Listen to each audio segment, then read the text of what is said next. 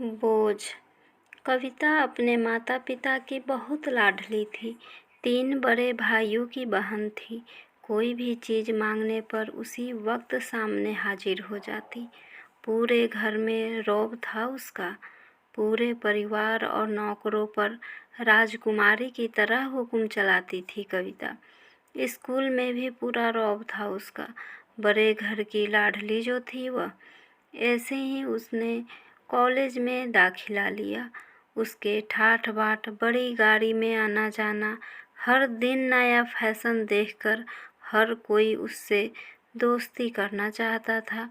थोड़े ही दिनों में उसके बहुत से दोस्त बन गए।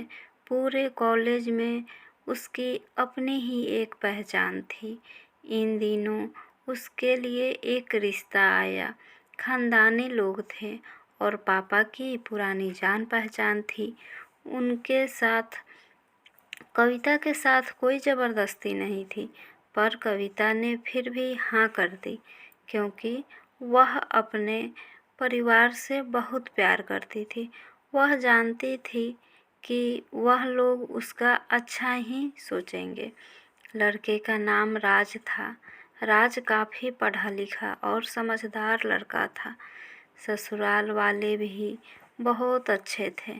ससुराल में कविता की जगह वैसी ही थी जैसी कि मायके में। कोई भी कार्य कविता की सलाह के बिना नहीं होता था। सब लाडली बहू बन गई थी वह। फिर उसके घर एक बेटे का जन्म हुआ, राहुल। कविता को जान से प्यारा था। पोता पाकर ससुराल वाले तो फूले नहीं समाते थे। कविता कभी कभी सोचती कि उसकी किस्मत कितनी अच्छी है। उसका हर अपना उसे कितना प्यार करता है। चाहे जीवन में कैसा भी समय आए, मेरे अपने हमेशा मेरे साथ है। मैं कभी अकेली नहीं हो सकती। कितनी खुशकिस्मत हूँ मैं। पर शायद कविता की खुशियों को उसकी अपनी ही नज़र लग गई थी। एक दिन वह मायके जाने की जिद कर बैठी। राज को बहुत काम था, लेकिन वह फिर भी उसे ले गया। रास्ते में उनकी गाड़ी अन्य गाड़ी से टकरा गई। कविता, राज और राहुल बहुत बुरी तरह से जख्मी हो गए। काफ़ी दिनों के इलाज के बाद राज और राहुल तो ठीक हो गए, लेकिन कविता पूरी तरह ठीक न हो सकी। सर पर चोट लगने के कारण वह अपनी आँखों की रोशनी खो बैठी। अब कविता की किस्मत जैसे उल्टे पांव चलने लगी। मायके वाले कुछ दिनों तक उसे मिलने आते रहे। फिर कभी कभार फ़ोन करके पूछ लेते कि अब कैसी हो।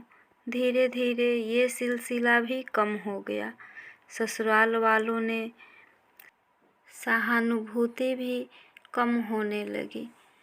घर में किसी को पास बैठने के लिए कहती तो जवाब मिलता, बहुत काम है, अब तुम भी हाथ नहीं बटा सकती।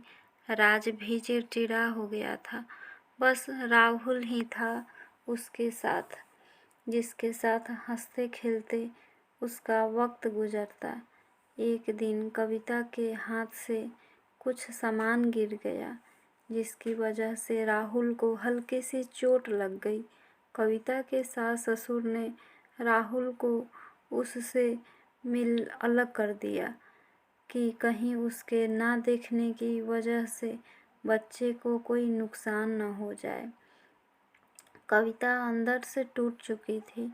एक दिन सबके सामने मायके जाने की इच्छा रखी तो राज उसे तुरंत मायके छोड़ आया, जैसे कि वह भी यही चाहता था।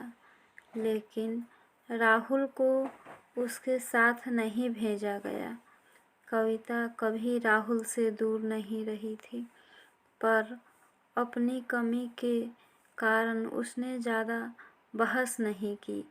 कविता को लगा कि वह 3-4 दिन वहाँ रहेगी तो थोड़ा हवा पानी बदल जाएगा। क्योंकि वह कितने दिनों से कहीं भी बाहर नहीं गई थी। घर वाले भी इतने दिनों बाद उसे देखकर खुश होंगे। कविता के घर पहुंचने पर सब लोग बहुत खुश हुए। खाने में सब कुछ कविता की पसंद का ही बना था। उसने अपने मम्मी पापा और भाइयों से दिल खोल कर बातें की। उनके छोटे छोटे बच्चे भी बुआ के साथ घुल मिल गए थे। रात को सोने के वक्त जब वह कपड़े बदलने लगी तो उसे पता चला कि उसका बैग तो बहुत भरा हुआ था। वह सब समझ गई। वह बहुत उदास हो गई। कुछ दिनों तक तो सब ठीक रहा, फिर जैसे सब बदलने लगा, सबका व्यवहार बदल रहा था। वह लोग जैसे थक चुके थे। एक दिन उसके हाथ से लगकर एक कीमती फूलदान टूट गया। छोटी भाभी ने बहुत हंगामा मचाया। कविता के माता पिता रोज रोज के झमेलों से तंग आ गए थे।